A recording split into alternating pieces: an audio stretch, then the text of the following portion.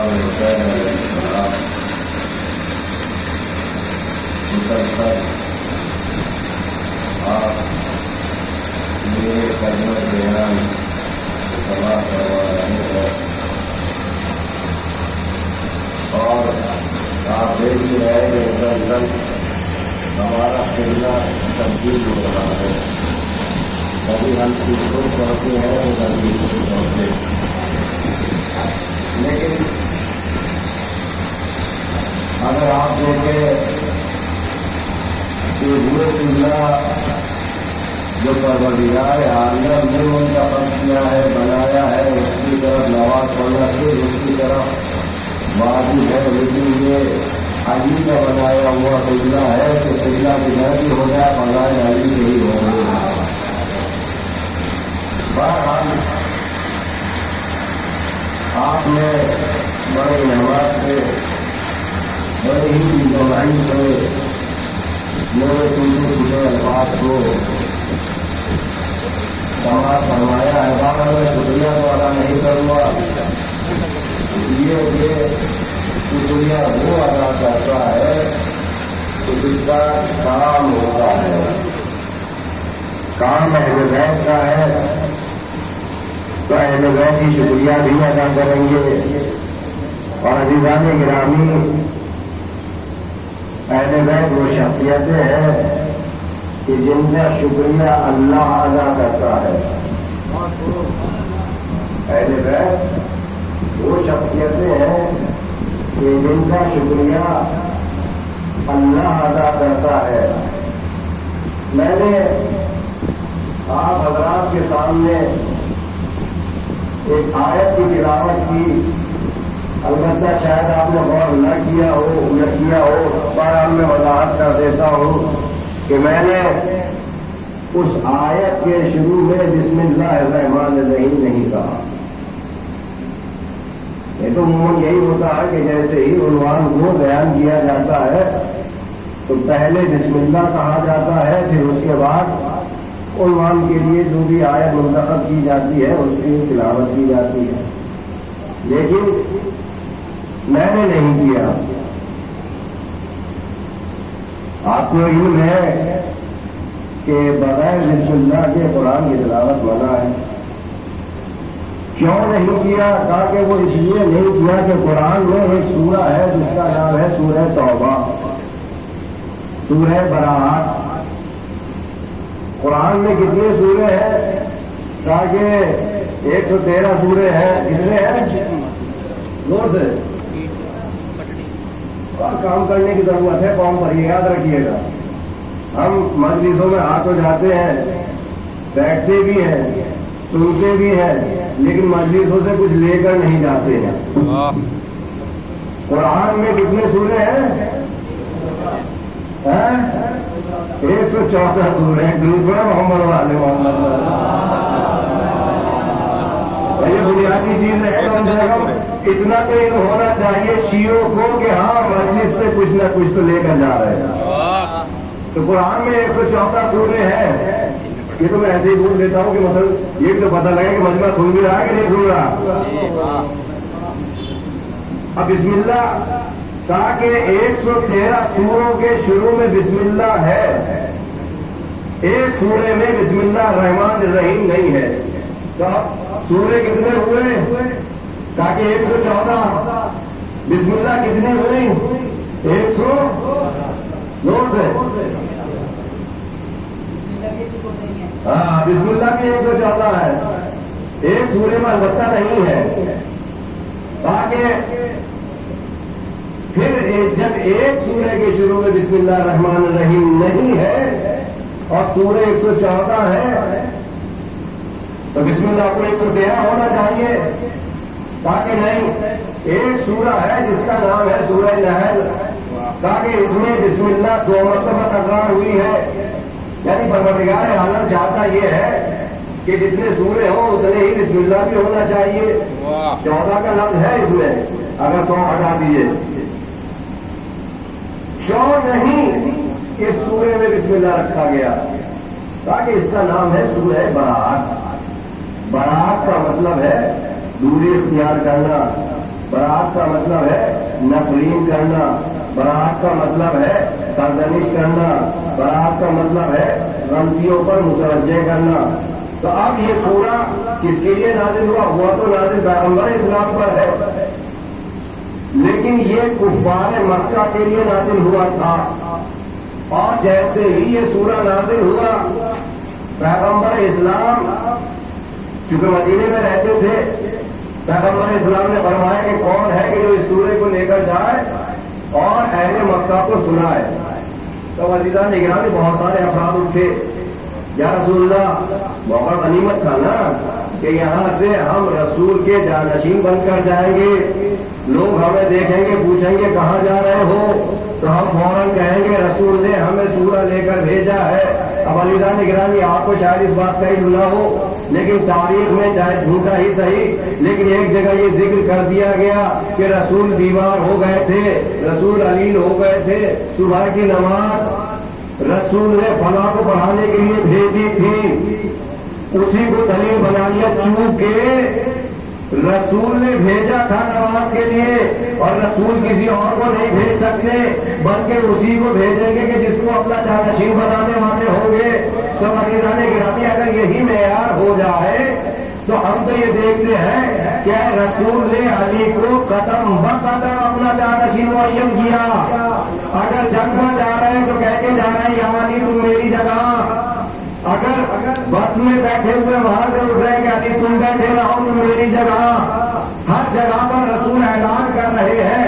حتیٰ کہ کل میں نے بیان کیا تھا کہ ذوالعشیرہ میں پیغمبر اسلام بیان کر رہے ہیں کہ جب علی سے کہا، مجمع سے کہا کہ تم میں کون ہے کہ جو میری مدد کرے گا، میری نصرت کرے گا، میں ایک دین لایا ہوں، ایک مذہب لایا ہوں، تو سب کے سب خاموش ہے۔ ایک بچہ کھڑا ہوا اور کہا کہ یا رسول اللہ انا ناصروں کا، اے میرے پیغمبر، اے میرے حبیب، اے میرے رسول، میں آپ کی مدد کروں گا۔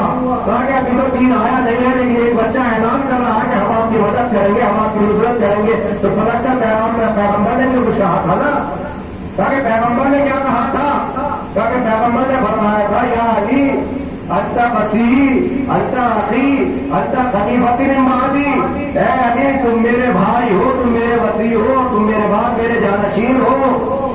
تو آپ دیکھ رہے ہیں جگہ جگہ پر پیغمبر اسلام اعلان کر رہے ہیں علی کی خلافت کا، علی کی جانشینی کا، لیکن نہیں ماننے والے نہیں مان رہے ہیں، اور جب ماننے پر آئے تو ایک وقت کی نماز کی جماعت کے لیے مان لیا کہ پیغمبر نے جانشین بنایا تھا۔ لہذا یہ آیت کب نازل ہوئی؟ یہ آیت اور سورہ پورا کہا کہ جب مکے والوں کو سرزنش کرنا تھا، ان کو ڈرانا تھا، ان کو دھمکانا تھا، یہ ہوا کہ کون جائے۔ تو ایک صاحب مجھے بہت بزرگ سے تھے، اور اتنے بزرگ تھے کہ ان کو لوگوں نے بہت زیادہ بیوقوف بنایا۔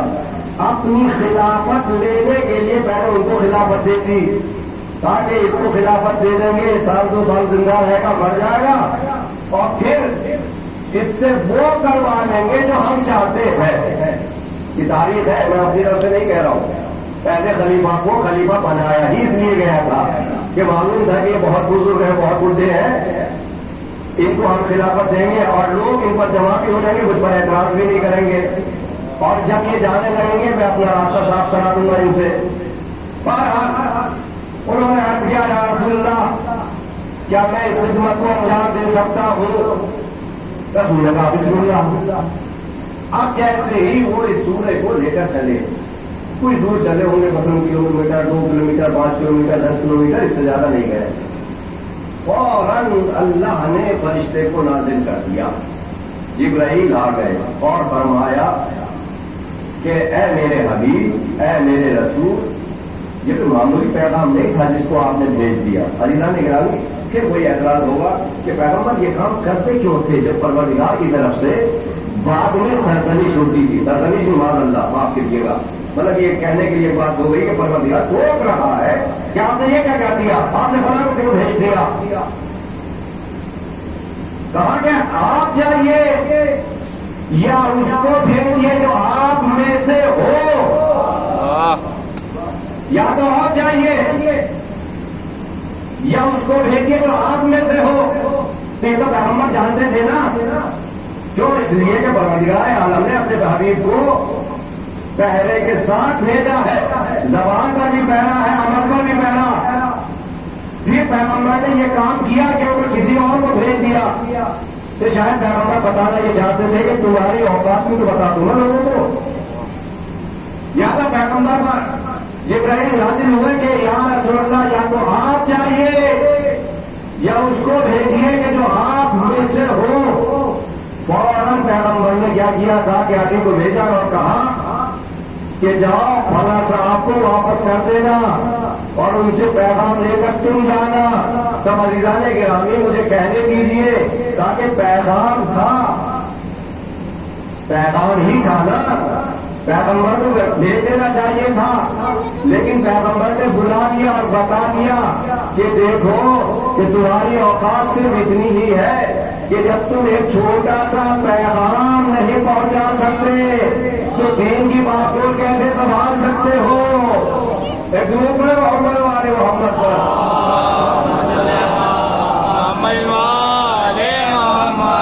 اچھا کمال یہ ہے، پورا سورہ برات ہے نام ہے اس کا، اور اس میں کفار کی سرزنش کی گئی ہے، لیکن جب آپ علی کی محبت میں، علی کے فضائل میں ڈوب جائیے تو پھر ان چیزوں میں بھی گوشے نکل آتے ہیں۔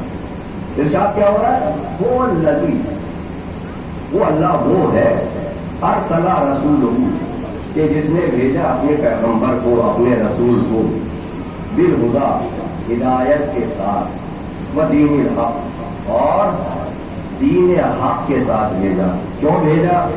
لیظہرہ علی الدین کلہ، تاکہ وہ اس دین کو، دین اسلام کو تمام دوسرے ادیان پر غالب کر سکے۔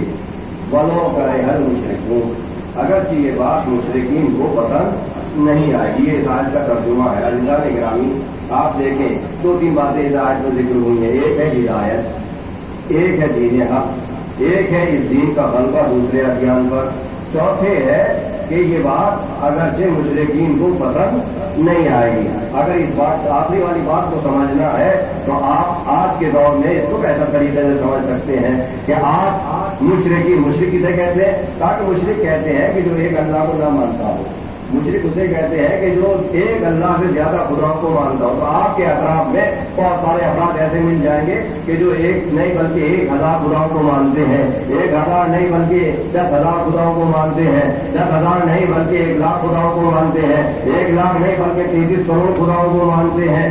تو عزیزان گرامی مشرک کون ہوا؟ کہ جو ایک خدا سے زیادہ کو مانتا ہو۔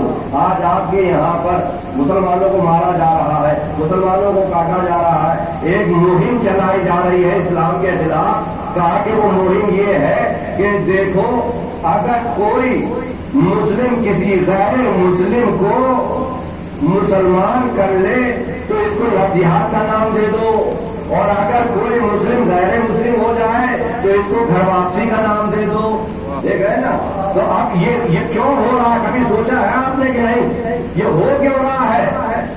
اس لیے ہو رہا ہے کہ جو غیر مسلم ہے وہ ڈرے ہوئے ہیں، وہ خوف زدہ ہے۔ ہم نے آج تک یہ نہیں دیکھا تھا کہ کوئی مسلمان کافر ہو جا رہا ہے، ہم نے یہ نہیں دیکھا تھا کہ کوئی مسلمان اپنے دین کو چھوڑ کر کسی دوسرے دین کی طرف جا رہا ہے، اور ہم یہ بھی دیکھ رہے ہیں کہ دوسرے دین والے اسلام میں داخل ہو رہے ہیں۔ خود پروردگار نے وعدہ کیا ہے نا، کیا پڑھتے ہیں جان رسول اللہ بڑا ناسا ہے پیغمبر، تم دیکھو گے یہ قرون فی دین اللہ افواجا، کہ لوگ جھوٹ در جھوٹ، فوج در فوج اسلام میں داخل ہو رہے ہیں۔ تو یہ آیت ایسا تو نہیں ہے کہ پیغمبر کے زمانے کے لیے نازل ہوئی تھی، بلکہ یہ آیت تو قیامت تک کے لیے نازل ہوئی ہے نا۔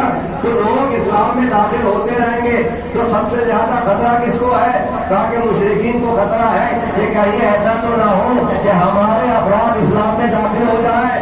لہٰذا انہوں نے سدباب شروع کیا، کہا کہ آپ اس دور میں دیکھیے جو 15 سال کا دور ہے آخر کا، اس میں بہت زیادہ یہ کام ہو رہے ہیں۔ تو کیوں؟ اس لیے کہ پروردگار نے اعلان کیا 1400 سال پہلے کہ اگرچہ یہ بات مشرکین کو بہت ناگوار گزرے گی، اور یقیناً گزر رہی ہے، یقیناً گزر رہی ہے، اور وہ اپنے اس کا سدباب بھی کر رہے ہیں۔ لیکن عزیزان گرامی کیا کوئی پروردگار کے حکم کی مخالفت کر سکتا ہے؟ تاکہ نہیں کر سکتا. آپ کتنے بھی سد بات کیجئے، کتنی بھی رکاوٹیں کیجئے، پروردگار جس کو چاہے گا وہ اسلام میں داخل کر لے گا.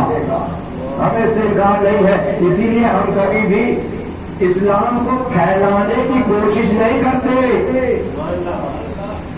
اور اگر جو کرتے ہیں اسلام کو پھیلانے کی کوشش وہ بہت نادان ہے. کیوں؟ ہم صرف یہ کوشش کرتے ہیں کہ ہم مسلمان اسلام کو مضبوط کر سکیں. پھیلانے کی ذمہ داری پروردگار کی ہے. آج جو سب سے بڑی کمی ہوئی ہے، میں اپنے موضوع پر آؤں، بہت بات پرانی ہو جائے گی پتہ نہیں، کیونکہ یہ لوگ گھڑی بھی نہیں لگاتے. آپ نے گھڑی دیکھ لیں کم سے کم، اور بار اگر موبائل دیکھو تو یہ لگتا ہے کہ مودی صاحب کی یاد نہیں رہ گیا، اس لیے ٹائم پورا کر رہا ہے. ایک دور بڑا محمد وال محمد پر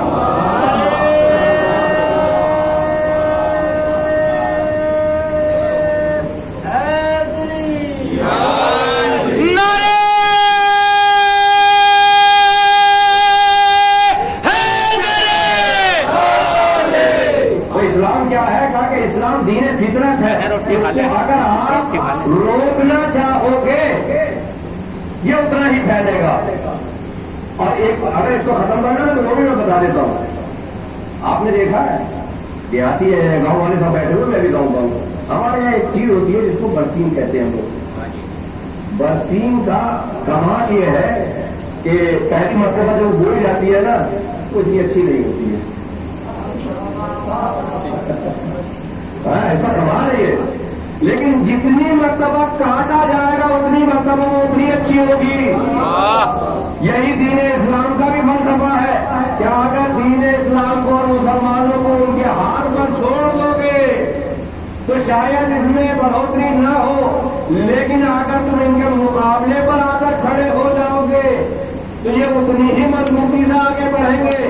اور اگر یقین نہ ہو تو آج جا کر ایران دیکھ لو، لبنان دیکھ لو، فلسطین پر ظلم ہو رہا ہے کہ نہیں ہو رہا ہے.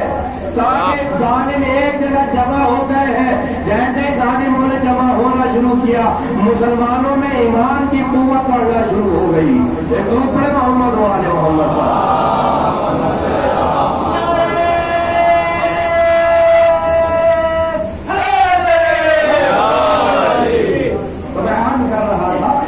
کہ مشرکین چاہیں گے کہ وہ اسلام کو ختم کر دیں، اس میں ناراض ہو جائے، ناراحت ہو جائے، لیکن ہمارے اوپر اس سے کوئی فرق نہیں پڑتا. کیوں؟ اس لیے کہ ہم نے اسلام کا ٹھیکہ نہیں لیا ہے. صاف ہے بات. اسلام کی ذمہ داری ہماری ہے بھی نہیں. ہماری یہ ذمہ داری ہے کہ ہم سچے مسلمان بن جائیں. جیسے کل پیغمبر کے دادا نے جب ابرہہ آ رہا تھا، اگرچہ ہم مسلمان ہیں، اسلام کے ٹھیکیدار نہیں ہے، لیکن رسول کے دادا تو متولی تھے خانہ کعبہ کے. جب ابرہہ آیا تھا اور کھانا چاہتا تھا تو پیغمبر کے دادا نے کیا جملہ کہا؟ تاکہ تم نے میرے اونٹ قبضہ لیے ہیں وہ واپس کر دو. تو کیا کہا ابرہہ نے؟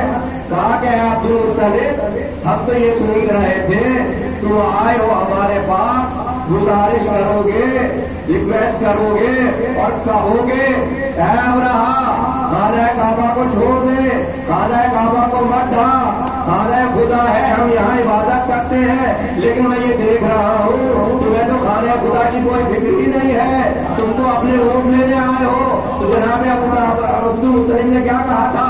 کہ عبد المطلب نے ایک ہی تو جملہ کہا تھا کہ اونٹ میرے ہیں، میں لینے آیا ہوں، جس کا ہے وہ اس کی حفاظت خود کر لے گا. ایک لوگ بڑے محمد والے محمد.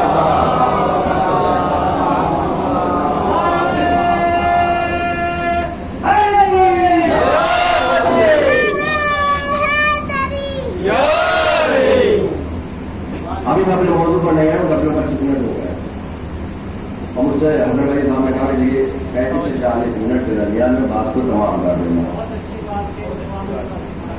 تو اب میں مطلب ان کا بھی معاملہ صاف کر دوں نا. اب میں جو پڑھوں گا تو مجمع یہ کہے کہ مودی صاحب نے خود پڑھا ہے، مودی صاحب کو کمال نہیں ہے، ہاتھ نہیں ہے. ایک دور پڑے محمد اور علی محمد.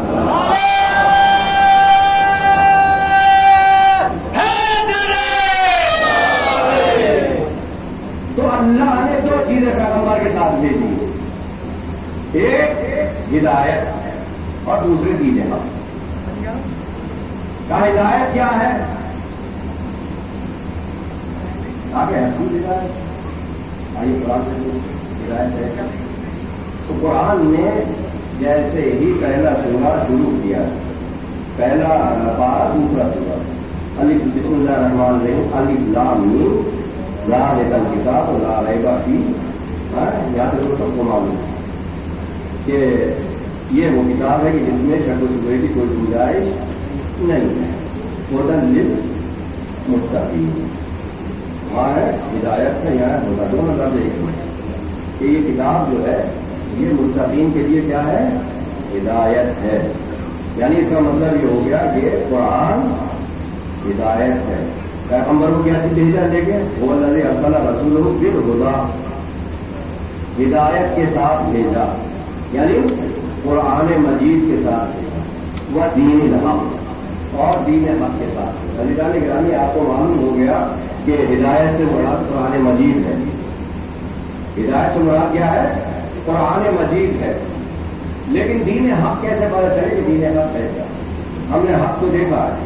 پیغمبر نے فرمایا کہ العلی مع الحق والحق مع علی. علی حق کے ساتھ ہے، حق علی کے ساتھ ہے. اللہم ادر الحق ادر الحق حیث ما دار علی.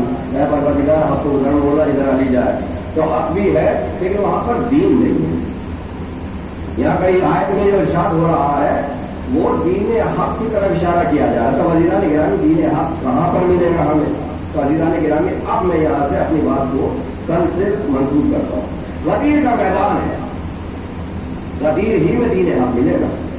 غدیر سے الگ ہٹ کر اگر آپ دین حق لینا چاہیں تو دین تو مل سکتا ہے، دین حق نہیں مل سکتا. غدیر سے ہٹ کے بہت سارے ادیان ملے ہیں. میں بتاؤں غدیر سے مل ہٹ کر کتنے دین اور کتنے مذہب ملے ہیں؟ 72 جو فرقے ہیں. آپ سنتے کہ نہیں سنتے؟ پیغمبر نے فرمایا میری امت کے 73 فرقے ہوں گے، 73 میں ایک جنتی بقیہ جہنمی. تو عزیزان گرامی یہ غدیر سے ہٹنے کے بعد ہی تو بنے ہیں نا. یہ جو 73 فرقوں میں بنے ہیں ایک وہاں موجود تھا، بقیہ اس کے بعد وجود میں آئے ہیں. اگر غدیر میں دین حق کو لے لیا ہوتا تو یہ حدیث پیغمبر نے فرمائی ہی نہ ہوتی. کیوں؟ اس لیے کہ وہاں پر ایک ہی دین تھا اور خرابیاں بھی تو وہیں سے داخل ہوئی ہے نا جنہوں نے غدیر کے مولا کو چھوڑ دیا. تباہ تھا. آپ قدیم میں چلیے، ہم قدیم میں پہنچتے ہیں. ہم نے دیکھا وہیں سے بات شروع کر رہا ہوں جہاں میں نے ختم کی تھی، بس بیچ میں اپنی بات ثابت کرنے کے لیے کہ دین حق ہے کیا. کہا کہ پیغمبر اسلام منبر بن چکا ہے کجابوں کا. اب پیغمبر کھڑے ہوئے سوچ رہے ہیں یا اللہ سے گفتگو کر رہے ہیں. میں اپنی باتوں میں اپنے الفاظ میں کہہ رہا ہوں اور فرما رہے ہیں پروردگار عالم میں نے تیرے احکام پہنچا دیے، تیرا دین لوگوں تک پہنچا دیا، نماز کے احکام پہنچا دیے، روزے کے احکام پہنچا دیے، حلال دین پہنچا دیا، حرام دین پہنچا دیا، جو بھی جتنے بھی احکام ہے میں نے وہ لوگوں تک پہنچا دیا. اللہ یہ بتا کہ تو میرے دین سے راضی ہوا کہ نہیں ہوا؟ اب یہ بتا کہ تو میرے دین سے راضی ہوا کہ نہیں ہوا؟ تو عزیزان گرامی مجھے نہیں معلوم اللہ راضی ہوا کہ نہیں ہوا. عزیزان یہ تو نہیں کہہ سکتے کہ اللہ دین سے راضی نہیں ہوا. کیوں؟ اس لیے کہ پیغمبر اسلام جیسی شخصیت بیچ میں ہے. تو یہ تو نہیں کہہ سکتے کہ اللہ راضی نہیں ہوا تھا. اور اگر کوئی کہتا ہے تو معاذ اللہ کو اہل بیت کی شان پہ گستاخی کرتا ہے. کیوں؟ اس لیے کہ اہل بیت اللہ سے ہٹ کر کوئی کام کر ہی نہیں سکتے. تو لیکن معلوم کیسے ہو کہ اللہ راضی ہوا تھا نہیں ہوا تھا؟ عزیزوں آپ کو ایک مثال دے دوں، چھوٹی سی مثال. ایک انسان جب کتاب لکھنا شروع کرتا ہے 200 صفحے کی 300 صفحے کی، تو جب کتاب لکھتا رہتا ہے 10 صفحے پر پہنچا، 20 صفحے پر پہنچا، 50 صفحے پر پہنچا، 100 صفحے پر پہنچا، اب کتاب مکمل کر رہا ہے. تو کہا کہ کتاب مکمل کرنے کے بعد وہ کتاب کے آخر میں لکھتا ہے کہ دیکھو میں نے جو بھی اس کتاب میں لکھا ہے وہ سب کا سب صحیح ہے. اور میں آخر میں مہر لگاتا ہوں، میں تصدیق کرتا ہوں کہ میں نے جو کچھ بھی لکھا ہے ہوش و حواس میں لکھا ہے. یہ آخر میں لکھا اس نے. تو اس کا مطلب کیا ہوا؟ کہا کہ آپ کو اس کتاب سے راضی ہو گیا؟ کہا کہ نہیں، ابھی راضی نہیں ہوا. راضی تو وہ تبھی ہو گیا تھا کہ جب وہ کتاب لکھنا شروع کر رہا تھا. جب 10ویں صفحے میں پہنچا تھا تب بھی راضی تھا. جب 20ویں صدی میں پہنچا تھا تب بھی راضی تھا. راضی نہ ہوتا تو کتاب کیوں لکھتا؟ راضی نہ ہوتا تو کتاب کیوں لکھتا؟ اب کتاب لکھتا جا رہا ہے, رضایت کا اعلان کرتا جا رہا ہے, لیکن تصدیق نہیں کی. تصدیق کب کی؟ تاکہ جیسے ہی کتاب مکمل ہو گئی ویسے ہی اس نے مہر ماری اور اعلان کر دیا کہ میں اس پوری کتاب سے راضی ہوں. تو عزیزان گرامی پیغمبر کھڑے ہوئے ہیں, سوچ رہے ہیں یا اللہ تو راضی ہے, یا اللہ تو راضی ہے. تو اللہ تو راضی تھا نا. 23 سالہ زندگی جو پیغمبر نے گزاری ہے لفظ میں راضی تھا, لیکن اعلان نہیں کیا. تاکہ اعلان کب کیا؟ تاکہ اعلان کیا غدیر میں. کیا فرمایا؟ الیوم اکملت لکم دینکم واتممت علیکم نعمتی ورضیت لکم الاسلام دینا. کہ آج میں نے نعمتیں تمام کر دی, میں تمہارے دین اسلام سے راضی ہو گیا. آپ نے دیکھا کہ اللہ اعلان کرا کہ آج میں راضی ہو گیا. عزیزان گرامی آج کیوں اللہ راضی ہو رہا ہے؟ آج سے پہلے کیوں اللہ راضی نہیں ہوا؟ سوال یہ اٹھا کہ اللہ آج سے پہلے راضی کیوں نہیں ہوا؟ تاکہ وہ اگر رسول تم ایک حدیث مجمع میں اعلان کر دو تو میں راضی ہو جاؤں گا. یہی ہے. تاکہ وہ حدیث کیا تھی؟ تاکہ رسول کھڑے ہو کر اپنے چچا زاد بھائی کو بلند کر کے یہ کہہ دو من کنت مولا وہذا علی مولا, کہ جس کا میں مولا ہوں اس کی علی مولا ہے. اس کا اعلان کر دو میں راضی ہو جاؤں گا. اور عزیزان گرامی میں یہ کیسے مانوں کہ رسول کی رسالت علی کی ولایت پر ٹکی ہوئی ہے؟ میں کیسے مانوں؟ تو اس لیے کہ علی کتنے بھی بلند ہو, ہماری آنے قربان ہو جائے علی پر, لیکن علی رسول سے بلند تو نہیں ہے. علی رسول سے بلند تو نہیں ہے. تو ہم کیسے مان لیں؟ اللہ تو ہی بتا. کیوں؟ اس لیے کہ ہم نے خود علی سے سنا ہے حدیث کے ذریعے سے کہ علی فرما رہے ہیں کہ انا عبد من عبید محمد, میں محمد کے غلاموں میں سے ایک غلام ہوں. فخر کر رہے ہیں, نہیں کہ مجبوری میں کہہ رہے ہیں. فخریہ امام فرما رہے ہیں کہ میں محمد کے غلاموں میں سے ایک غلام. لیکن عزیزان گرامی اس کا مطلب یہ نہیں ہے کہ پیغمبر کی زندگی میں بہت سارے غلام موجود تھے, ان میں سے ماشاءاللہ ایک علی بھی تھا. نہیں, وہ کوئی اور غلام ہوں گے. یہ تو سب چور چکے بازاروں افراد تھے کہ جو اپنے مطلب کے لیے پیغمبر کی جگہ جمع ہو گئے تھے. ان کا اپنا کوئی نہ کوئی مقصد تھا, اس لیے کہا کہ یہ اعلان کر رہے تھے وہ ہمارے آقا ہیں, ہم ان کے غلام ہیں. کہا کہ وہ والے غلام اور آقا کا مسئلہ نہیں ہے, یہ علی اور کوئی غلام ہے اور یہ کوئی اور غلام ہے. تو ہماری سمجھ میں نہیں آ رہا. پیغمبر کی ذات بہت بلند ہے, علی سے علی ان کے جانشین ہے, ان کے خلیفہ ہے. تو آپ کیسے سمجھ میں آئے کہ علی کی رضایت کی بنیاد کے بغیر پیغمبر کی 23 سالہ زندگی جو ہے وہ قبول نہیں ہو رہی ہے, رضایت نہیں مل رہی ہے. تو شاید پروردگار عالم اعلان کرے کہ کیا تم نے شب ہجرت نہیں دیکھا؟ شب ہجرت کیا ہوا تھا؟ تاکہ شب ہجرت پیغمبر اپنے بستر پر لیٹے, کفار نے گھر کو گھیر لیا, علی وہاں موجود ہے اور کہا کہ اے علی تم میرے بستر پر لیٹ جاؤ. اور جب علی بستر پر لیٹ گئے تو علی نے ایک سوال کیا تھا کہ یا نبی اللہ, کیا میرے سو جانے سے آپ کی جان بچ جائے گی؟ تو پیغمبر نے کیا کہا؟ ہاں میری جان بچ جائے گی. عزیزان گرامی ہے, بات روک کر کہوں, اما علی آپ کو شخصیت کا نام ہے کہ اگر آپ پیغمبر کے بستر پر سو جائیں تو پیغمبر ہی کی جان نہیں بچے گی بلکہ اللہ کی وحدانیت بھی بچ جائے گی.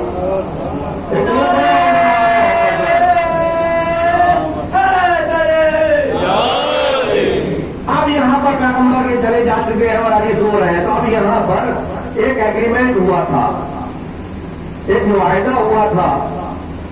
وہ ایگریمنٹ کیا تھا, وہ معاہدہ کیا تھا؟ تاکہ وہ ایگریمنٹ تھا وَمِنَ النَّاسِ مَن يَشْرِي نَفْسَهُ ابْتِغَاءَ مَرْضَاتِ اللَّهِ.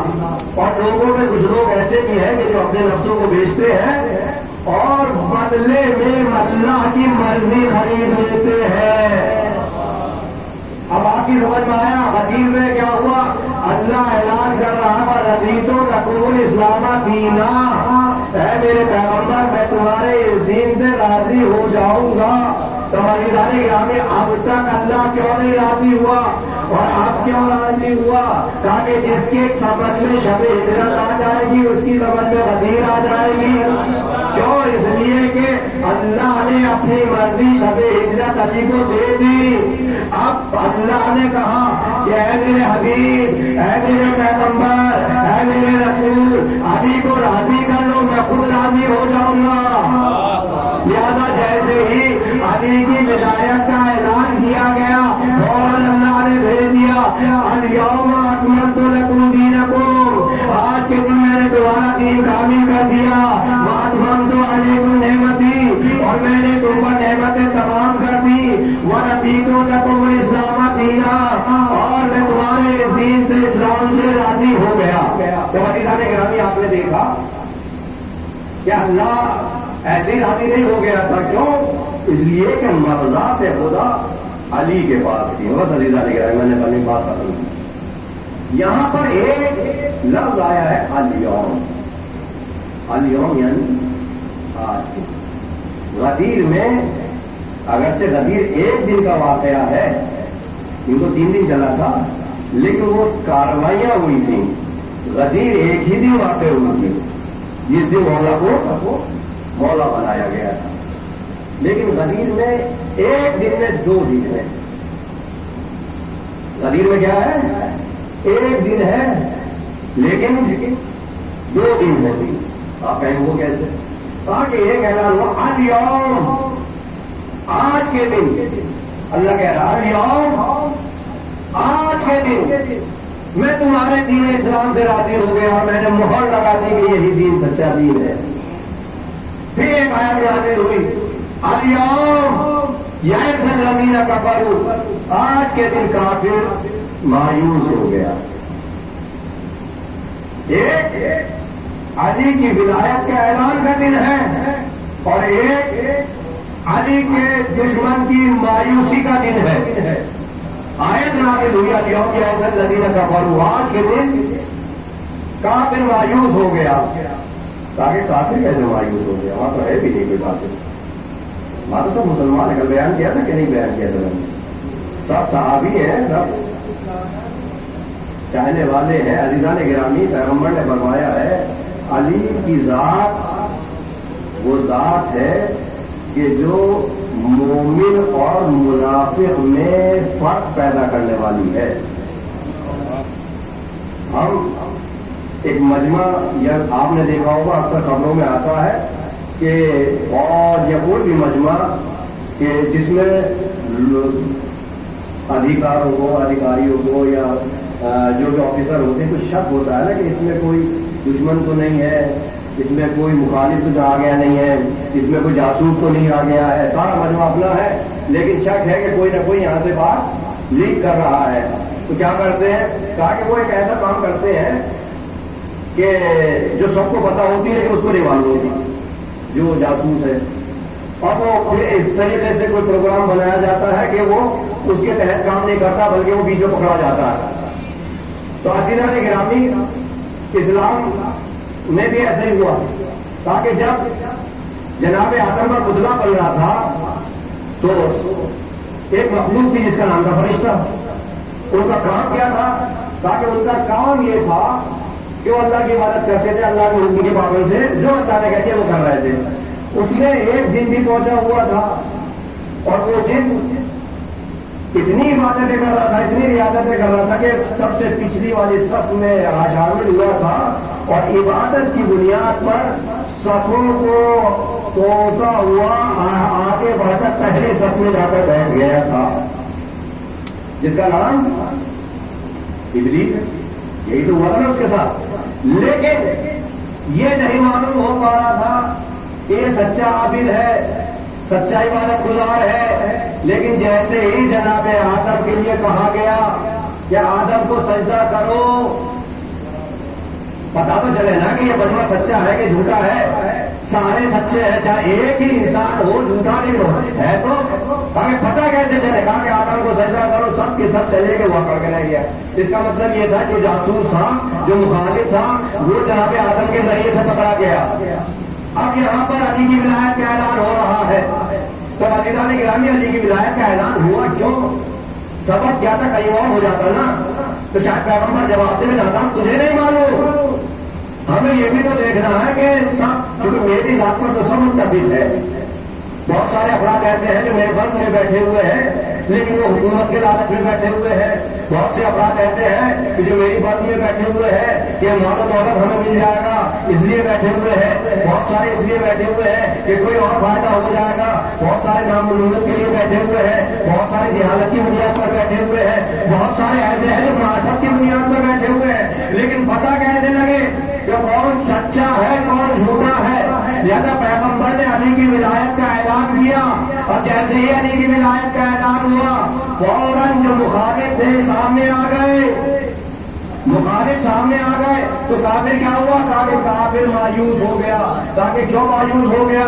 تاکہ اس لیے مایوس ہو گیا کہ وہ یہ سوچ رہا تھا کہ پیغمبر کا آخری زمانہ چل رہا ہے، پیغمبر اس دنیا سے جانے والے ہیں، پیغمبر فوت ہونے والے ہیں، پیغمبر کی وفات ہونے والی ہے، پیغمبر بار بار اعلان کر رہے تھے نا تاکہ دیکھو اگر پیغمبر اس دنیا سے چلے گئے تو اب حکومت ہم کو مل جائے گی، دولت ہم کو مل جائے گی، سربراہی ہمیں مل جائے گی، خلافت ہمیں مل جائے گی، لیکن جیسے ہی پیغمبر نے دونوں ہاتھوں پر اٹھا کر یہ اعلان کیا کہ آج کے بعد میرے یہاں جانشین میرا خلیفہ علی بن ابی طالب ہوگا اور اس کے بعد اس کا بیٹا حسن ہوگا، اس کے بعد اس کا بھائی حسین ہوگا، اس کے بعد یہ نسل بعد نسل چلتی رہے گی اور یہ سلسلہ قیامت تک جائے گا۔ اب جیسے ہی اعلان سنا کافر مایوس ہو گیا، تو عزیزوں جیسے ہی کافر مایوس ہوا فوراً اللہ نے کہا یا الذین کفروا، آج کا دن مومن کے لیے خوشیوں کا دن ہے، کافروں کے مر جانے کا دن ہے۔ ایک درود پڑھیں محمد والے محمد پر۔ لہذا قدیر دین ہے، یہاں سے ہمیں دین ملا اور دین ایک جگہ اور نظر آتا ہے، وہ کیا ہے؟ وہ خواجہ معین الدین چشتی کہتے ہیں کہ دین اصل حسین،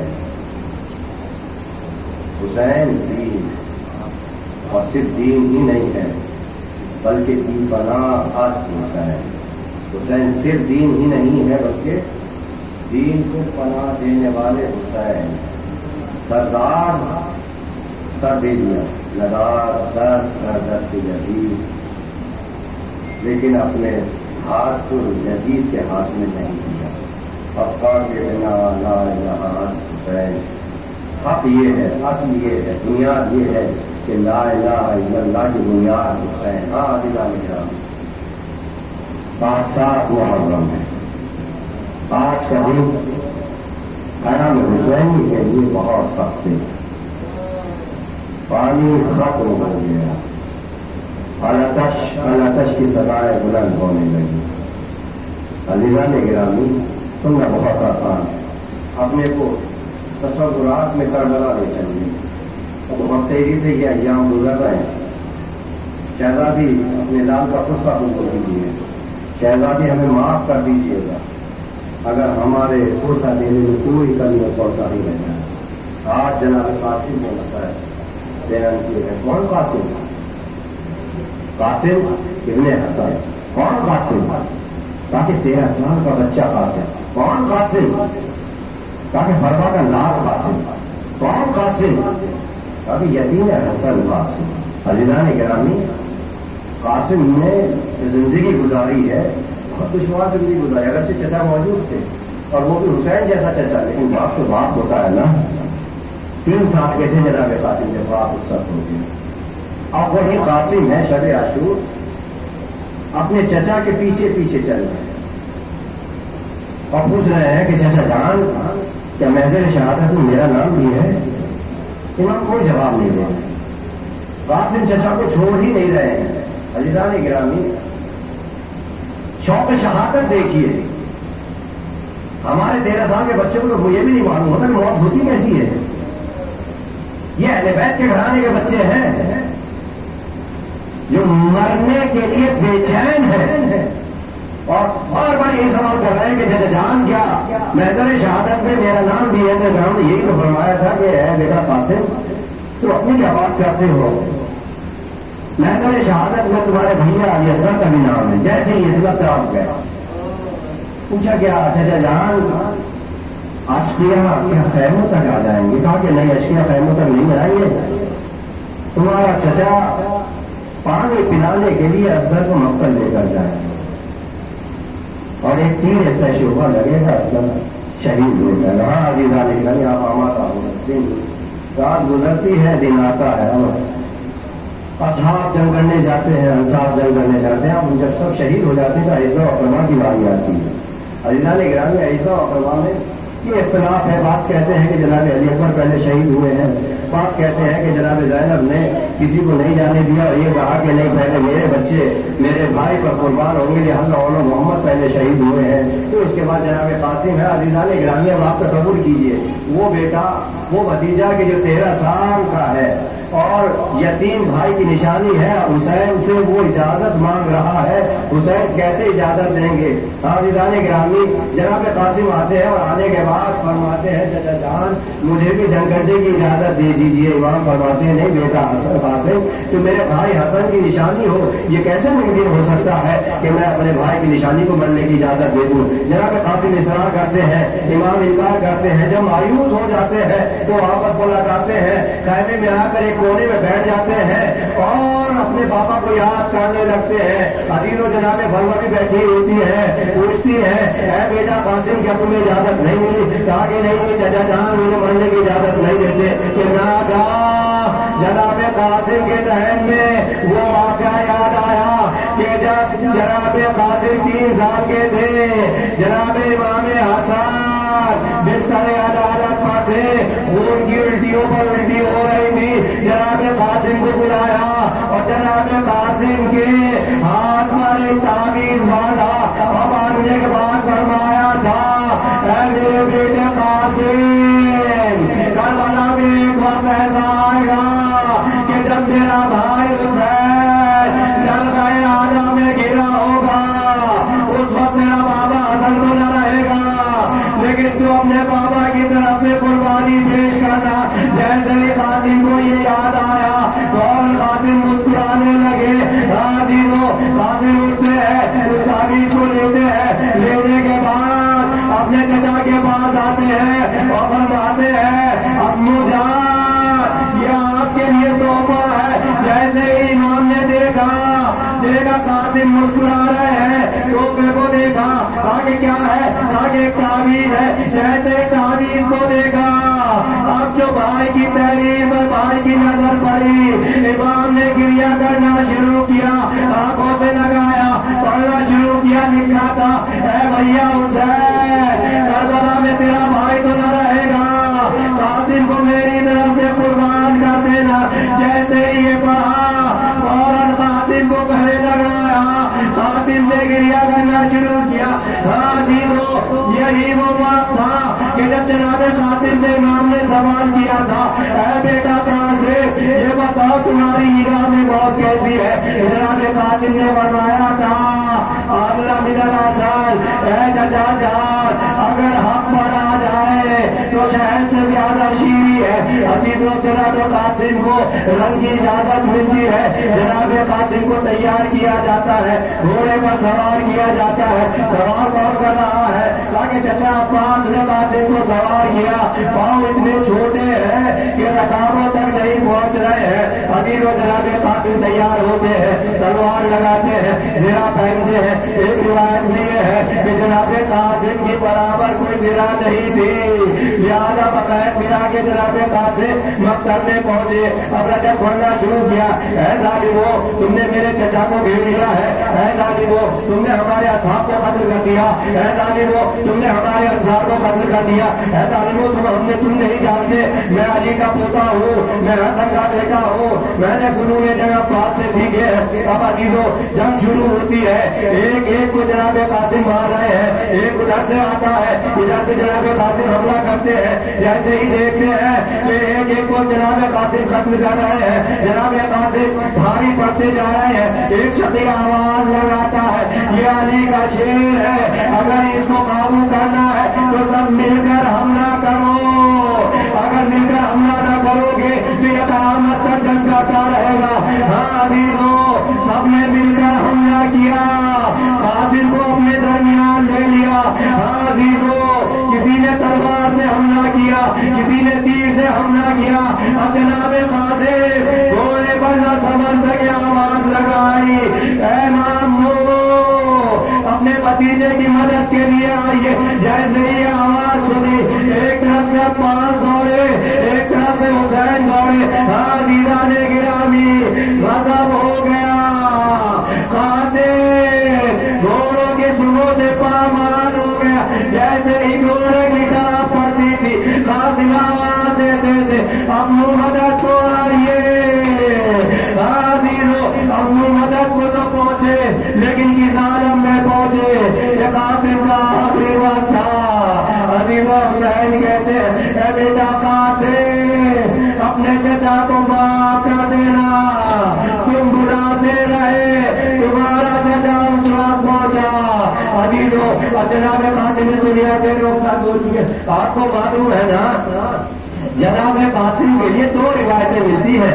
एक तो ये है कि घोड़ों की टापों से कासिम के जोड़ खुल चुके थे। अजीजों रिवायत कहती है कि जनाब कासिम का लाशा उठाया नहीं जा सकता था, बल्कि जनाब कासिम के लाशे को हुसैन ने अपने सीने से लगाया और पैर खत देना शुरू हो गए। एक रिवायत तो ये है, लेकिन अजीजों दूसरी रिवायत इससे भी ज्यादा गजब की है। आगे वो रिवायत क्या है, आगे जब कासिम के लाशे पर घोड़ों की टाप पड़ती थी तो घोड़ों के टापों के साथ चला जाता था। हुसैन ने अपनी अबा को उतारने के बाद बिछाया, उसमें कासिम की लाश के टुकड़ों को जमा किया और जमा करने के बाद कासिम को उठा कर ले चले। अजीजों गजब हो गया, ये मंजर फरमा देख रही थी, हुसैन से सवाल करती है, ऐ हुसैन, ऐ मेरे आका, मेरा कासिम मक्तल गया था, मक्तल से वापस न आया। जैसे हुसैन ने ये सुना, फौरन लकड़ी खोल दी। परवाह ने क्या देखा, कासिम का लाशा घोड़ों के टापों से पामाल हो चुका था। दयालम नज़ीर अला लानतुल्लाह अलल कौमिल ज़ालिमीन। इन्ना लिल्लाहि व इन्ना इलैहि राजिऊन। मातम हुसैन।